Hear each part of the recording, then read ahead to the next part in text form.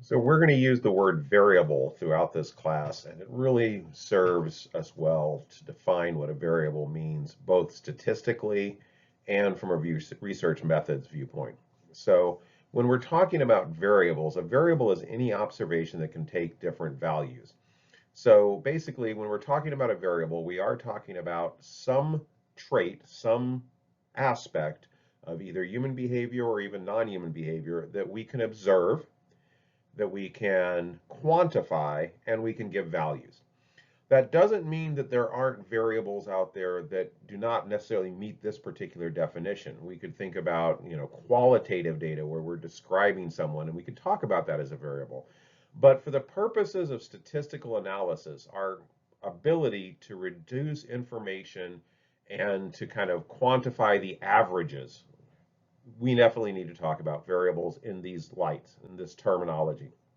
So it has to be observable in some form. Now, it doesn't have to be directly observable. A lot of psychological phenomenon that we're interested in is going to be variables that are not directly observable. Think about, for example, agreeableness, aspect of personality. We don't directly observe or measure agreeableness, but we create measures that assign a value, high to low generally, on agreeableness that we can actually go through a process of determining that it's relatively reliable. In other words, if we measure it in the same person at different times, we're going to find similar results, and valid. And by validity, we're talking about it measures what we think it's measuring. An attribute is a specific value on a variable. So again, using agreeableness is a variable. We can have a scale of 5 questions that are meant to measure agreeableness, and it results in an average that ranges from 1 to 5. If I say Susan has a 4 on her agreeableness, highly agreeable, but not as high as she could be, that would be an attribute, a specific value on the variable. So when we're talking about research methods and we're talking about statistical techniques, both of those are going to rely heavily on variables when we're talking about quantitative research. Research that's looking at basically numerizing or giving value to various traits and looking for relationships. And it's also worth saying that, again, the big picture here is that we're looking for theories that we can test, that can predict, and then that can allow us to actually make changes in people's behavior. So again, a good theory is a theory that basically describes human behavior in a way that makes sense, that then can predict human behavior in a way that we can experimentally test, and that then is applicable to real world situations to allow us to impact human behavior. And when we look at various psychological theories, we often will find that many of them don't meet all 3 of these. A lot of them are very descriptive. They sound good. They make sense to us. I think of a lot of Freud's theories as theories that make sense. They're good at explanation. However, most of Freud's theories are not very good at prediction. And by prediction, we mean testability. It's hard to observe, especially when a lot of his theories are based on subconscious or unknown variables that the person themselves are not aware of. How do you observe something that you yourself cannot communicate? And that's where we start to get into a problem with prediction. It's hard to test those theories, to put them into a test that we can actually prove or disprove, which is methodology. And finally, there's that you can predict behavior, but can you actually use that same theory to then adjust human behavior in a positive way? And a lot of times people will talk about this in the terms of controlling human behavior. The behavioralists in the 1950s and 60s definitely liked the term control. That obviously has connotations that sometimes people don't enjoy, but we are constantly being controlled psychologically. Every time you watch an ad, if you've ever been to a grocery store and you've picked up a product simply because you liked the look of it or you remember seeing a commercial for it, guess what? Your behavior was just controlled. If you're in a situation where you're expected to basically not do as many crimes as you potentially could do. In other words, we're wanting to reduce the likelihood of the average person committing a crime. Anything that we do in that situation is a control. Research on how colors affect mood have been implemented in various incarceration facilities, that those colors are often chosen to be calming colors. And again, that is to control behavior. So any good theory is going to be based on variables if we want to have that second level of prediction. So a good theory can explain, but maybe not predict. And if it can't predict, we probably can't move on to impacting actual behavior in the real world. So most of prediction is generally going to be done by quantitative psychology, which is using this definition of variable and attribute. So some examples of variables might be sex or gender. The attribute itself might be female, male, if we're talking about biological sex. If we're talking about socially constructed gender, there may be more categories. And again, we're going to discuss that variables can vary on levels and what those levels mean, and also the mathematics of those levels. But this is just a couple of quick examples. I was already using agreeableness on the previous slide. Another example would be agreement with a statement. So for example, I could have a statement on a personality inventory that says, I enjoy being the center of attention. And then you would rate whether you agree or disagree with that statement. If that statement strongly basically represents you, you'd say, I strongly agree with that statement. I do enjoy being the center of attention. If you actually didn't enjoy being the center of attention, you might go with a 1 or a 2, strongly disagree or disagree. And this is a common item we see in kind of agreeableness or extroversion scales, kind of trying to determine where someone is. But again, you can see the variable is that agreement with the statement. And whether that statement is truly agreeableness or openness to experience or extroversion, that's another thing that we're going to have to analyze. That's the validity. Is this actually measuring what we think it's measuring? But for the purposes of variable, the variable is simply the statement. It is the measurement. And the attribute then is the score we're asking people to assign based on their own experiences or observations. We might have someone simply, the variable is how many times does someone touch their nose in a 1 minute period. And we have someone observing it and they simply write down the number of touches. Again, the variable would be nose touches. The attribute would be the number of nose touches.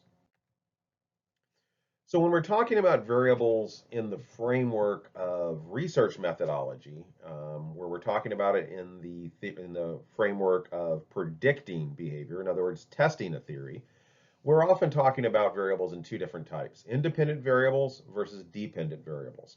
And you'll often see this as IV or DV. Now, this is not the only types of variables that you can have in a study, but they're the two that we're going to focus on, at least for this point. So the independent variable, or IV, leads to or causes something else. It's often what we're interested in as far as either a categorization. Is there differences between biological males versus biological females? That would be an independent variable. It might be, does agreeableness lead to better friendships? That would make agreeableness the independent variable. We may also be manipulating something in a research method or the research methodology. So we might be manipulating the number of drinks someone has prior to doing a task. That would be the independent variable, how many drinks. The dependent variable, or DV, is what's affected by that other variable. So this is usually going to be a causal relationship, or at least a pseudo-causal relationship. We measure first the independent variable, or we manipulate that independent variable, and then we look for an outcome. So again, if I was looking at that biological sex example of males versus females, I might be looking, is there a difference in their workplace experiences? Their workplace experiences would be the dependent variable. If I was looking at alcohol use, the independent variable might be the number of drinks. The dependent variable might be the completion or score on a cognitive task. That would be the dependent variable. So there really isn't necessarily a difference between independent and dependent variables as far as the fact they're variables. They are both constructs. They are both things that we're measuring or observing, and they both typically are assigned some form of numerical score, an attribute. What makes them an independent or dependent variable is, are they the research interest that we have that we then are trying to measure a difference? And so is it the cause or the effect? Now, not all research methods are going to be set up in such a way that a study can actually get to causation, that the independent variable causes the dependent variable. A lot of times it's fairly abstract. So again, we could have agreeableness and friendship. Agreeableness could be our independent variable. Our dependent variable could be amount of friends. But we could also flip that and go, actually, it's the number of friends you have that results in you being agreeable or not. So now the independent variable is the number of friends, the dependent variable is agreeableness. So it takes a lot of actual research to nail down causation. But within any one study, there's always going to be an independent variable or independent variables that basically are presumed by the researcher. They're trying to predict something. They're the focus of the study. And then there's going to be what they're trying to predict, the dependent variable. Another way to think about this in very simple terms is the independent variable can often be manipulated while the dependent variable is measured. Now, this is mainly true of true experimentation, where the researcher guarantees a causal relationship. And to guarantee a causal relationship, there's multiple steps, but one of them is what we refer to as temporal precedence. It basically means that we know the independent variable happened first because we took control of it. And then we look for an outcome change on the dependent variable, what we're measuring. Now notice that a lot of things we might be interested in psychology can't be manipulated. For example, I can't manipulate you into a biological sex. It would probably be unethical, in fact, it would be unethical to try to manipulate you into a socially constructed gender. However, I can manipulate the number of alcoholic drinks you have prior to a task if that study was approved by my institutional review board. So again, in true experimentals, another way to think of independent variables is not that they just come first, theoretically, but they may also be what we're manipulating, while the dependent variable is what we're measuring. So just a couple of quick examples for you to kind of walk through as you do this. So I'm going to ask you to read this and I'll read it as well. And then I want you to think about what is the independent variable, what would you name it, and what is the dependent variable. So this is an intervention. Dr. Zardoz randomly assigns his students to one of two conditions. Those students in the first condition are given study guides for the first test. Those in the second condition do not get guides. All students take the test, and Dr. Zardoz compares the scores in the test between the two groups. So in this case, think about what would be the independent variable. What is coming first? What is the question that's being asked by this? And in this case, you can even use the what's being manipulated. So using those skills, we can definitely see that those conditions are the IV, whether or not you got a study guide. That is our independent variable, and it has two levels. So the variable is the presence or not presence of a study guide. And the attributes are probably 1 or 0 or 1 or 2. 1 being you got it, 2 being you didn't, or maybe 0 meaning you didn't, 1 being that you did. Notice that the numbers I assigned to these two conditions are really irrelevant. They're not meaningful. They're simply labels. And that means that, of course, our DV in this case, and again, think about this, what are we actually interested in measuring? What's the outcome that we expect to be impacted by this change? And that would be the test itself.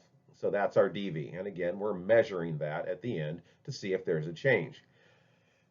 There could be other things that occur. We definitely want to talk about how you would set this up methodologically, but just as far as identifying independent variables and dependent variables, that's what we'd see in this particular example. So let's talk a little bit also about the fact that what types of variables are involved really does depend on also what the research question is that we're asking. So I have independent variables versus dependent variables. And again, independent variables are something that we either are manipulating or theoretically believe could result in a causation. And then dependent variables is what we're actually interested in looking at. So for example, we may actually start about thinking, what is the dependent variable that we're interested in? And in this case, I've listed academic achievement. So there's a lot of reasons why various researchers would want to be able to come up with an explanation, a theory that explains what results in academic achievement, who gets A's, who gets B's, who gets C's. A lot of these theories could then be tested. Is there a prediction? Is there a relationship between a strong family home life and academic achievement? Is there a strong association between previous academic achievement and current academic achievement? Is there an impact of the types of schools you go to, the quality of the schools that you go to? Is there an impact of social economic status, so how much money you have access to? It may be as simple as, is there a relationship between the amount of books and the importance of reading when you were raised? Access to Sesame Street and TV, all of those could be potential predictors of academic achievement. And if you find those relationships, you can then start thinking about ways to impact human behavior. If, for example, you find that access to books is a strong predictor of academic achievement, you might think about how can I get more books and more focus on reading into at-risk populations that aren't doing as well in academic achievement. But the point of this is that when we look at the types of variables, there's a lot of different independent variables that could predict academic achievement. It's a complex question. Family structure may have a relationship. Economic status, so how much money the family has, might have an impact. Schooling, the types of schools might have an impact. And special tutoring, the access to basically people providing student tutoring. There is a fairly infamous study that was conducted, probably unethically, honestly, that actually looked at basically informing grade school teachers of whether or not students incoming into their class were gifted or not.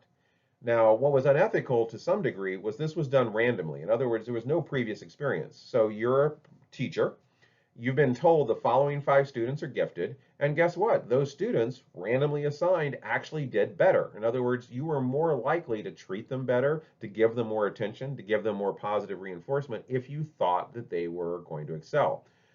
A flip side of this actually also informed instructors of their 5 problem students. Again, at random. Sometimes these were actually good students. They tended to underperform in those classes. So we know from those sets of studies that there are multiple impacts on academic achievement. Now, did a teacher treating an A student poorly result in that A student flunking and becoming an F student? Generally not. They still were relatively decent at performance, but their performance did go down. And likewise, if you had a D student that was now being treated well, did they become an A student? Absolutely not. But their improvement in the class was measurable.